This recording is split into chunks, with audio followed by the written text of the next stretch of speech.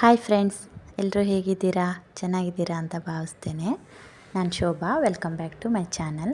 ನಾನಿವತ್ತು baby corn use ಮಾಡಿಕೊಂಡು ಒಂದು ಸ್ನ್ಯಾಕ್ಸ್ ಐಟಮ್ ಮಾಡ್ತಾಯಿದ್ದೀನಿ. ಹಾಗಾದರೆ ನೋಡೋಣ ಬನ್ನಿ ಹೇಗೆ ಮಾಡೋದು ಅಂತ. ನಾನಿಲ್ಲಿ ಒಂದು ಪ್ಯಾಕೆಟು ಬೇಬಿ ಕಾರ್ನ್ ತೊಗೊಂಡಿದ್ದೀನಿ. ಅದನ್ನು ಒಂದು 2-3 ಸಲ ನೀಟಾಗಿ ವಾಶ್ ಮಾಡಿಕೊಳ್ಬೇಕು. ಸೊ ಇದು ಒಂದು ಪ್ಯಾಕೆಟಲ್ಲಿ ಒಂದು 12 ಪೀಸಸ್ ಇತ್ತು. ಸೊ ಚೆನ್ನಾಗಿ ವಾಶ್ ಮಾಡ್ಕೊಂಡ್ಬಿಟ್ಟು ಸಪ್ರೇಟ್ ತೆಗೆದಿಟ್ಕೊಂಡಿದ್ದೀನಿ. ಹಾಗೆಯೇ ನಾನು ಗ್ಯಾಸ್ ಮೇಲೆ ಒಂದು ಪಾತ್ರೆಯಲ್ಲಿ ನೀರು ಬಿಸಿ ಆಗಲಿಕ್ಕೆ ಇಟ್ಟಿದ್ದೀನಿ. ಅದಕ್ಕೆ ಸ್ವಲ್ಪ ಉಪ್ಪನ್ನು ಹಾಕಿಬಿಟ್ಟು ವಾಶ್ ಮಾಡಿ ಇಟ್ಕೊಂಡಿರುವಂತಹ ಬೇಬಿ ಕಾರ್ನ ಅದಕ್ಕೆ ಹಾಕ್ತಾ ಇದ್ದೇನೆ. ಒಂದು 5 ಮಿನಿಟ್ಸ್ ಇದನ್ನು ಬಾಯ್ಲ್ ಆಗಲಿಕ್ಕೆ ಬಿಟ್ಕೊಳ್ಳೋಣ. ಚೆನ್ನಾಗಿ ಬಾಯ್ಲ್ ಆದಮೇಲೆ ಬೇಬಿ ಕಾರ್ನ ನೀರಿಂದ ಸಪ್ರೇಟ್ ಮಾಡಿ ತೆಗೆದು ಇಟ್ಕೊಳ್ತಾ ಇದ್ದೇನೆ.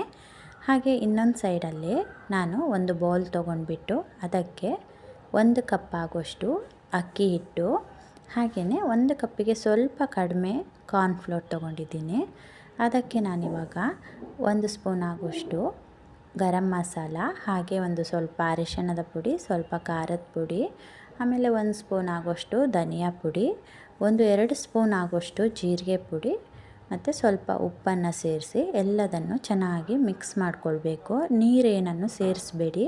ಹಾಗೆಯೇ ಇದನ್ನು ಫಸ್ಟು ನೀಟಾಗಿ ಎಲ್ಲ ಮಿಕ್ಸ್ ಆಗೋವರೆಗೂ ಚೆನ್ನಾಗಿ ಮಿಕ್ಸ್ ಮಾಡಿಕೊಳ್ಬೇಕು.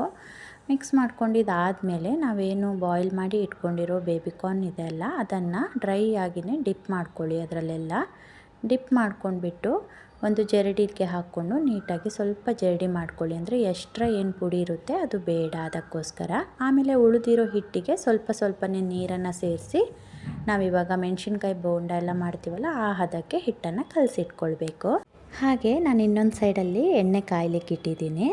ಸೊ ಎಣ್ಣೆ ಕಾದಾದಮೇಲೆ ನಾವು ರೆಡಿ ಮಾಡಿ ಇಟ್ಕೊಂಡಿರೋ ಹಿಟ್ಟಿಗೆ ಬೇಬಿ ಕಾರ್ನ ಡಿಪ್ ಮಾಡಿಬಿಟ್ಟು ಹಾಕ್ತಾಯಿದ್ದೀನಿ. ನಾನು ಗ್ಲಾಸಿಗೆ ಯಾಕೆ ಹಿಟ್ಟನ್ನು ಹಾಕ್ಕೊಂಡಿದ್ದು ಅಂದರೆ ಬೇಬಿ ಕಾರ್ನ್ ಹೀಗೆ ಡಿಪ್ ಹಾಕಲಿಕ್ಕೆ ತುಂಬ ಚೆನ್ನಾಗಾಗತ್ತೆ, ಅದಕ್ಕೋಸ್ಕರ ಹಾಗೆ ಹಾಕಿಟ್ಕೊಂಡಿದ್ದೀನಿ.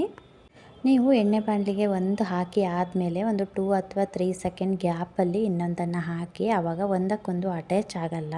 ಸೊ ಎಲ್ಲದನ್ನು ನಾನು ಇದೇ ಥರ ಹಾಕ್ಕೊಂಡ್ಬಿಟ್ಟು ಗೋಲ್ಡನ್ ಬ್ರೌನ್ ಬರೋವರೆಗೂ ಬೇಯಿಸ್ಕೊಂಡ್ರೆ ಸಾಕು.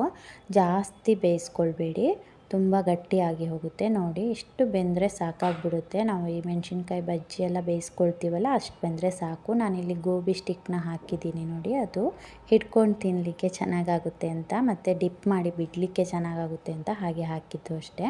ಸೊ ಅದು ನೀವು ಹಾಕ್ಕೊಳ್ಳೇಬೇಕು ಅನ್ನೋದೇನಿಲ್ಲ.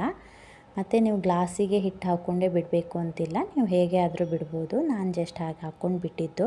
ನೋಡಿ ಫ್ರೆಂಡ್ಸ್, ರೆಡಿ ಆಯಿತು. ಜಾಸ್ತಿ ಐಟಮ್ಸು ಬೇಡ, ಜಾಸ್ತಿ ಟೈಮು ಬೇಡ, ತುಂಬಾ ಬೇಗ ಆಗೋಗ್ಬಿಡುತ್ತೆ ಇದು ಮಾಡ್ಕೊಳ್ಳಿಕ್ಕೆ. ಹಾಗೆಯೇ ತಿನ್ನಲಿಕ್ಕೂ ಅಷ್ಟೇ, ಟೀ ಜೊತೆ ಸಂಜೆ ಟೈಮಲ್ಲಿ ಸ್ನ್ಯಾಕ್ಸು ತುಂಬಾ ಚೆನ್ನಾಗಿರುತ್ತೆ. ಒಂದು ಸಲ ನೀವು ಕೂಡ ಟ್ರೈ ಮಾಡಿ ನೋಡಿಬಿಟ್ಟು ಹೇಗಿತ್ತು ಅಂತ ಕಮೆಂಟ್ ಮಾಡೋದನ್ನು ಮಾತ್ರ ಮರಿಬೇಡಿ. ಹಾಗೆ ಇನ್ನೂ ಯಾರ್ಯಾರು ನಮ್ಮ ಚಾನಲ್ನ ಸಬ್ಸ್ಕ್ರೈಬ್ ಮಾಡ್ಕೊಂಡಿಲ್ವಾ ಅವರಿವಾಗಲೇ ಹೋಗಿ ನಮ್ಮ ಚಾನಲ್ನ ಸಬ್ಸ್ಕ್ರೈಬ್ ಮಾಡ್ಕೊಳ್ಳಿ. ಹಾಗೆ ಲೈಕ್ ಮತ್ತು ಶೇರ್ ಮಾಡೋದನ್ನು ಮಾತ್ರ ಮರಿಬೇಡಿ. Thank you friends, thank you for watching. ಮುಂದಿನ ವಿಡಿಯೋದಲ್ಲಿ ಸಿಗೋವರೆಗೂ ಬಾಯ್, ಟೇಕ್ ಕೇರ್ ಫ್ರೆಂಡ್ಸ್.